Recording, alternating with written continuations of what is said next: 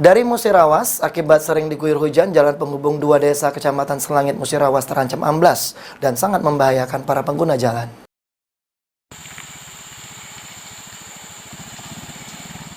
Beginilah kondisi jalan penghubung dua desa Kecamatan Selangit Kabupaten Musirawas, yaitu Tabar Manik dan Taba Tengah yang terancam amblas dan sangat membahayakan pengguna jalan.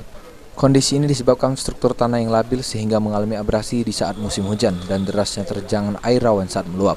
Menurut warga, kondisi jalan seperti ini sudah hampir 1 bulan ini dan jika tidak segera diperbaiki, badan jalan terancam putus dan dapat melumpuhkan perekonomian warga. Lama sekian bulan. Sudah 1 bulan, Pak? Iya, Itu akibat apa, Pak? diguyur hujan. Jadi diguyur hujan selama ini ya? Iya, Kalau lewat sana merasa takut, Pak? takut, was-was. Oh, jadi takut sekali, Pak ya? Iya, Ada nggak, Pak, itu yang mengalami kecelakaan di sana, Pak? belum, Belum ada, Pak ya? belum.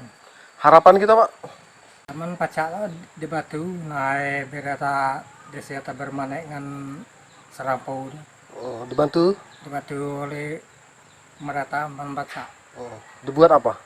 Duan di servis sih, Oh, membaca. di surface jalan ya? Dibangun jalan lagi, Pak ya? Iya.